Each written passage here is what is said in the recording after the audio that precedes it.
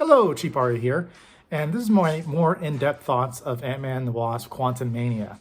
So I did a out-of-the-theater reaction, and my thoughts were that it was a pretty good, if not forgettable, entry in the Marvel Universe, but I did like it better than a lot of the Phase 4 films, that being Black Widow, that being Doctor Strange 2, Eternals.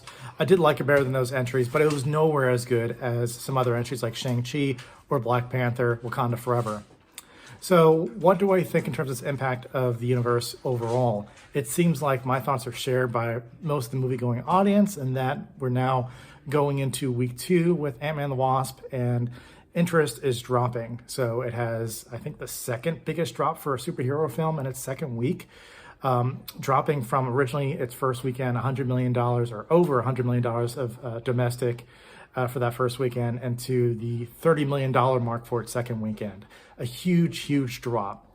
And mainly it's because what we got in the at least part of Phase 2 and into Phase 3 of Marvel was this high luxury product that was, there's a lot of emotion. For most of it, a lot of attention given to each film to make sure the highest quality was provided. You could tell the emotion in the characters, you could tell the love of the product. And what we're getting now with Phase 4 into 5, and hopefully they can pivot, there's still time, is quality over quantity. Turn that around. Quantity over quality. So what we're getting is just a continuous conveyor belt of films coming out where none of that attention is given to the movie. It's like if you're collecting comic books, they'll do these events over and over again. They'll do these events that overlap with each comic book. You have to buy Spider-Man, and then Spider-Man leads into Avengers, and then Avengers, you have to buy Black Panther to get that continuous story, and there's splash page over splash page over splash page. And what you're getting is each one of those comics doesn't really have the level of attention, dedication, that a singular story would have provided. It's all leading to this crisis event, to some type of major comic book event that includes all these characters. And you're getting a lot of filler. You're getting a very commercial product without there being an interest in actually making a good movie. And I'm sure that the intent here was to make a good movie, but somewhere along the lines, it just kind of missed that mark as far as being a really memorable entry in the Marvel Universe.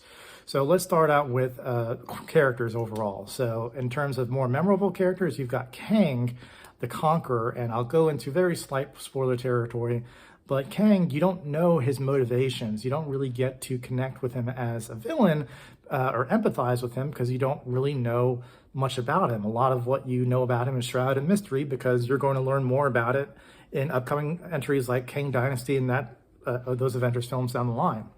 So what you're getting is like a sample of that character. And that doesn't really work, even though actor Jonathan Majors gives it his all to provide a dramatic acting to that movie. Another character is played by Michelle Pfeiffer. She had a meaty role to bite into for that film. Whereas others like Hope, played by Evangeline Lilly, just kind of is there. She's kind of taken away as far as her moments in the film are all kind of marginalized because everything in terms of a hero moment is taken by Ant-Man. Even the final battle where she should be able to shine is kind of minimized to the very last final villain blow. So she's just kind of there. So for a film called Ant-Man and the Wasp, Wasp doesn't have much to do. You have her daughter should I say Ant-Man's daughter, who provides a level of expanding the superhero cast of the film. And I don't have anything negative or positive to say about her character. Not annoying, also not much of an impact either in my interpretation of the film.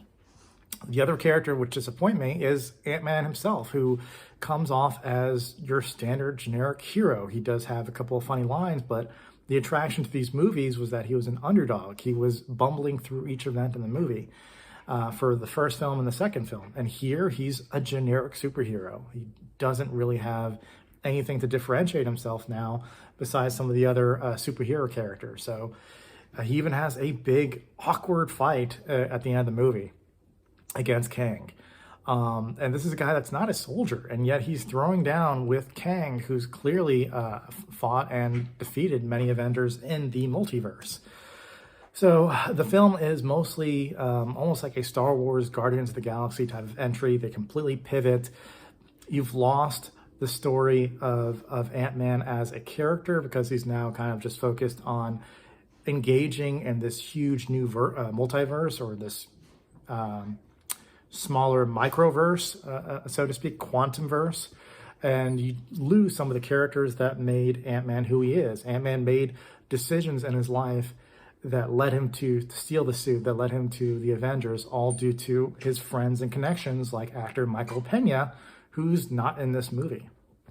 So you lose the emotional connection, you lose a lot of what made Ant-Man that underdog in this new entry. So it's just your standard commercial product put out there to make it to that next crisis event, that next Avengers level event. And it feels like kind of filler, especially with the ending not having much of an impact in my mind, unless there's some type of twist to it.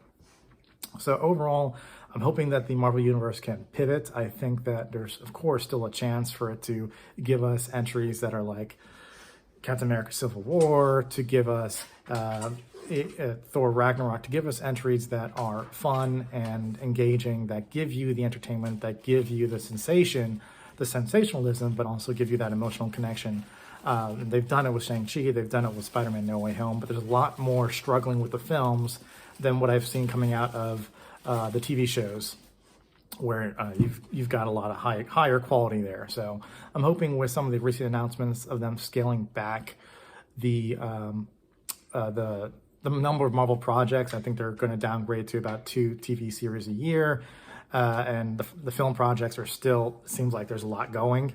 Hopefully there's enough attention given there. In terms of potential standouts, you do have the potential, in my opinion, for a big breakout with Blade, if they give that the dedicated level of attention that it needs. And hopefully with, I think that Fantastic Four has the potential to be something that is a huge difference from the prior failed entries. And then also you have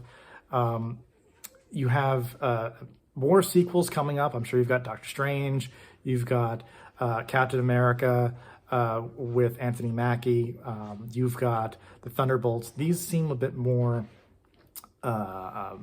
plot heavy and kind of getting you to the next stage. Those I'm more worried about.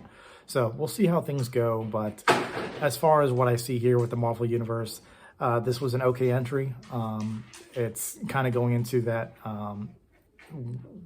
that realm where the films are not actually what you would call higher quality cinema, as you've heard from Martin Scorsese and some of the respected directors and filmmakers that are out there in Hollywood. This seems to be a commercial byproduct put out there, form, fit, function like a Happy Meal, and put out there for the audiences to absorb, make money, and get to the next entry and continue to have the studio open, as opposed to being an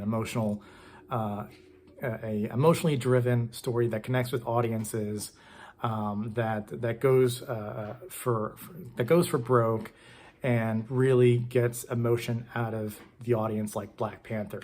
So that does it for me, guys. Unfortunately, this was not one of the best. I did entertain myself in that movie, but at the same time, it's not looking good right now. But of course, there's plenty down the line for Marvel to enjoy.